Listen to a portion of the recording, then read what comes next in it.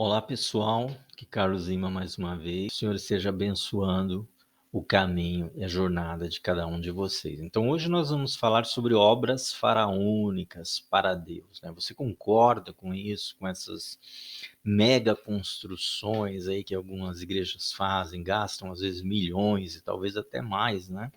Alguns templos que foram construídos aí provavelmente gastou-se realmente muita grana, né? E qual é a motivação por trás disso, né? Por que que as pessoas querem cada vez mais construir grandes igrejas, mega igrejas, né? Para poder estar atraindo, na verdade, a atenção das pessoas. Então, obras faraônicas para Deus. Você concorda com essa prática? Seria uma coisa boa ou ruim? Então, vamos pensar primeiro um pouco a respeito disso, depois permita-me contar duas histórias. Alguns aspectos podem soar até engraçados, né? Mas mostra toda a vaidade, arrogância e orgulho do ser humano e como é praticamente impossível saber até onde isso pode chegar. Eu lembro de uma igreja aqui próxima, que ela tinha ali uma igreja já grande, né? Eu tinha amigos que eram membros de lá, a gente ia para lá, às vezes aquela igreja nunca encheu, mesmo quando vinham igrejas do interior. Tinha inclusive um mini teatro, uma espécie de um anfiteatro em cima que faziam as vigílias. E aquilo ficava, eu nunca vi aquilo cheio. Às vezes a gente ia na vigília da noite, aquilo nunca, embora seja uma igreja grande que tem no Brasil inteiro, uma igreja tradicional muito antiga, eu nunca vi aquilo cheio.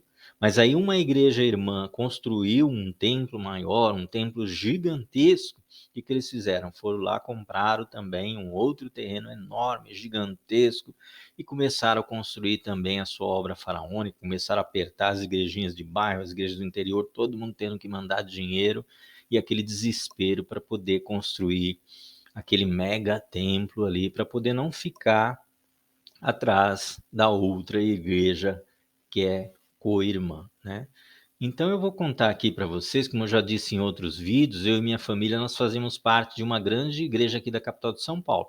Meu pai cuidava de um campo na Zona Leste, que tinha cerca de 10 igrejas, né? Isso mais à frente. Eu trabalhava na igreja sede com grupo de louvor, na época eram chamados de conjuntos, né? E também com um grupo de jovens, né? Ajudava ali com o grupo de jovens. E a igreja, ela, na época, ela tinha comprado um grande prédio ali na Baixada do Glicério, um bairro bem próximo ao Parque Dom Pedro. Esse prédio tinha o formato de uma grande fábrica, né? Minha mãe frequentava desde quando era lá em cima, num porãozinho, numa outra rua lá, e existia já o projeto para transformar em uma grande igreja que ocuparia praticamente todo o quarteirão ali daquela região. E aconteceu que no mesmo período também uma outra grande igreja de São Paulo, né, que hoje não tá tão, não aparece tanto, mas na época era uma igreja muito conhecida, muito atuante em rádio. Então ela já tinha construído o seu templo, chamado de o Grande Templo, ali na região da Pompeia, bairro nobre ali da capital de São Paulo, próximo ali ao campo do Palmeiras, né? E nesse período também, o que que aconteceu? Nesse período, o Brasil passou por uma das piores crises na área industrial, né? Vocês já vão entender por que que eu estou falando disso. As empresas, elas dispensavam funcionários praticamente todos os dias e o desemprego chegou a níveis assustadores, principalmente na área da metalúrgica, né, nas indústrias metalúrgicas. Às vezes eu saía, chegava em casa cansado, com fome, com os pés doendo, né, desiludido, desorientado. Às vezes tinha saído de casa bem cedinho, chegava no começo da tarde. Então a gente não tinha televisão, né, eu ia ligar o rádio ali esperando ouvir uma palavra de esperança, uma palavra de conforto, né, uma palavra que desse algum tipo de consolo. E adivinha o que acontecia, né? A nossa igreja, ela tinha um programa de rádio e essa outra igreja que eu citei tinha um programa anterior, né? Vinha o programa da outra igreja, depois vinha o programa da nossa igreja. E o programa, o líder da outra igreja e o líder da nossa igreja, né? O programa era em sequência um do outro. Eles passavam o programa inteiro brigando, se acusando, fazendo ironia um com o outro, porque os dois diziam que tinham a maior igreja de São Paulo, do Brasil e do mundo. Então eu começava a falar, não, porque aquilo lá é uma fábrica velha, a nossa igreja que foi construída, que não sei o quê. Aí o outro falava, não, porque a minha igreja tem 80 portas. Então eu até pensava, falava, meu Deus do céu, será que Deus está contando portas agora? Meu filho, você entra na porta 79 que você vai ser salvo.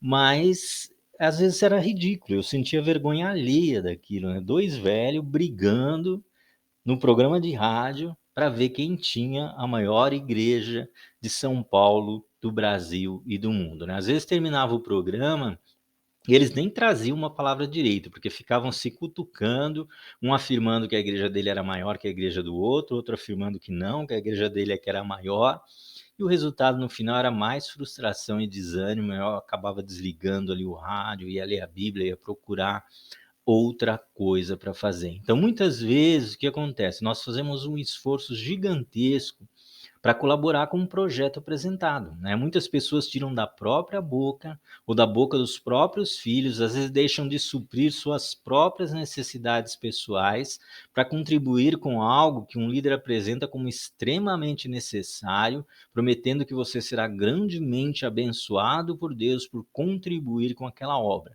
Porém, você pode estar simplesmente suprindo extravagâncias humanas, né, você pode simplesmente estar colaborando ali para satisfazer a vaidade, o ego, o orgulho e a arrogância de pessoas que estão lutando para ver quem é o maior, quem é o melhor, né. Quer dizer, aquela mesma briga que havia entre os discípulos de Jesus, infelizmente Satanás trouxe até os dias de hoje, né. Os discípulos brigavam para ver quem era o maior, quem era o melhor, quem se assentaria à direita ou à esquerda de Jesus no seu reino, né? E Satanás conhece as fraquezas da alma humana e essa briga ainda existe nos nossos dias até hoje, né? Então é preciso, se você vai participar de um negócio desse, é preciso se certificar de que aquilo realmente é algo necessário, né? É algo que realmente vale a pena você investir o fruto do seu trabalho, né? Investir aquilo que você suou o seu rosto para ganhar e não algo que está sendo feito para suprir o ego, a ambição e a vaidade de um homem ou de um grupo de homens, né.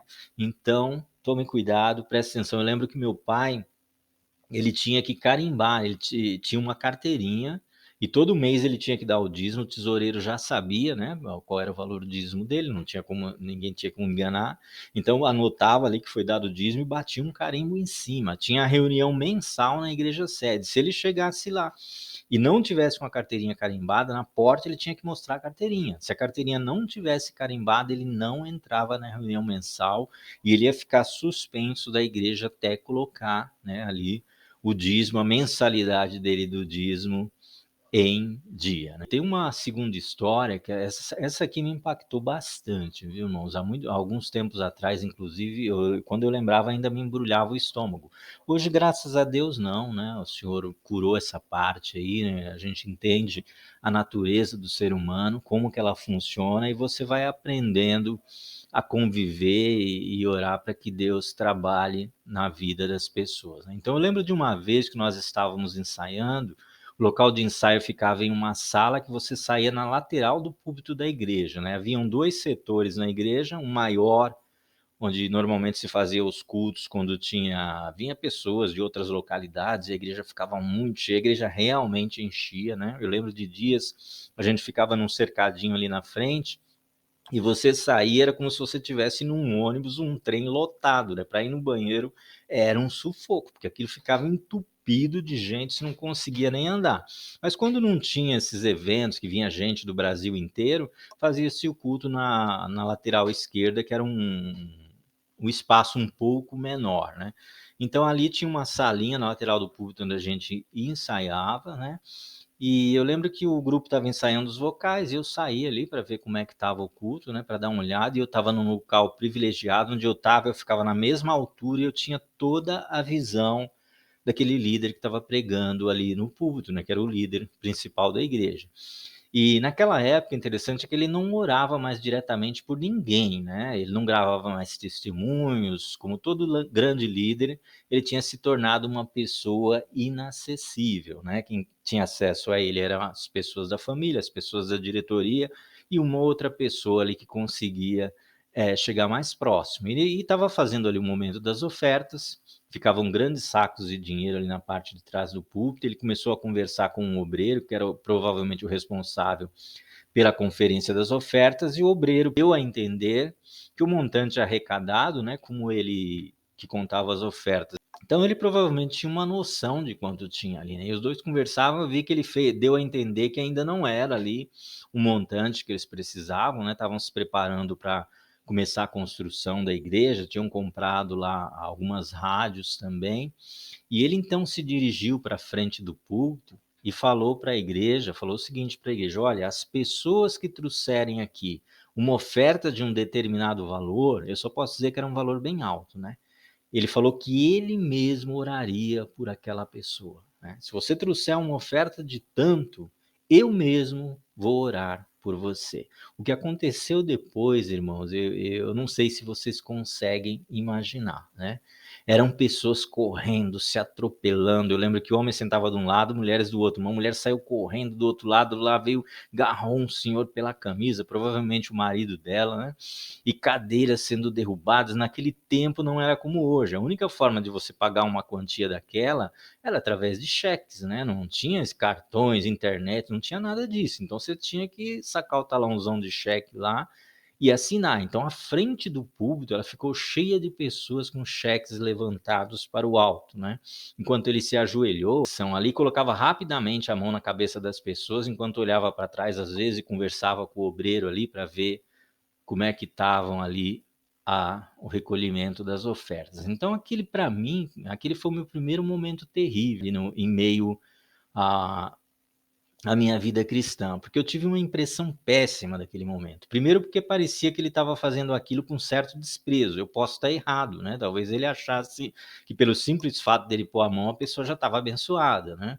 Mas a impressão que eu tive, ele fazendo, colocando a mão na cabeça das pessoas, de vez em quando olhando, conversando com o obreiro e tal, eu tive a impressão que ele estava fazendo aquilo com certo desprezo. E segundo também porque naquele dia eu me dei conta de como uma pessoa carismática, né, uma pessoa que tem influência, uma pessoa que tem algum dom de Deus, ou ainda que sabe manipular a palavra de Deus a seu favor, como essas pessoas, caso elas queiram, é claro, como elas têm o poder de manipular as outras pessoas e conduzi-las a fazer exatamente o que eles querem, sem questionar e sem pensar em momento algum. Eu me dei conta do poder que aquele líder, que era adorado e idolatrado, né, por pessoas no Brasil inteiro, o poder que aquele líder tinha sobre aquelas pessoas era gigantesco, né? Existiam pessoas ali que fariam qualquer coisa que ele pedisse para receber uma oração ou um minuto de atenção, né? Naquele momento ele era visto como se fosse o próprio Deus. E o que me pareceu mais assustador é que ele parecia ter plena consciência do poder que tinha sobre aquelas pessoas. Isso me assustou mais ainda, né? Isso foi o que mais me chocou. Aquelas cenas elas ficaram gravadas na minha memória durante muito tempo, né? Me embrulharam o estômago durante muito tempo quando me lembrava daquele dia, mas graças a Deus isso passou, né? E hoje não me afeta mais. Amadureci muito também ao longo do evangelho, então hoje isso praticamente não me afeta. Então muitas vezes nem existe a necessidade de oprimir o povo para construir obras tão gigantescas e desproporcionais. Porém, o desejo de grandeza e glória inunda o coração dessas pessoas. Junte a isso o fato de que eles sabem que o dinheiro não vai sair do bolso deles, né? Mas sim do bolso das ovelhas, e eles sabem que tem total controle e domínio sobre essas ovelhas. É claro que eu não sou contra obras que são de fato necessárias e estão em acordo com a proporção e condição financeira que o povo da igreja tem, né? Muitas dessas igrejas ficarão com enormes espaços vazios, um IPTU caríssimos, despesas monumentais, e o pior ainda é quando o templo que foi construído com suor e sangue das ovelhas é visto como propriedade de uma pessoa ou de uma família, né? Eu tenho um vídeo aqui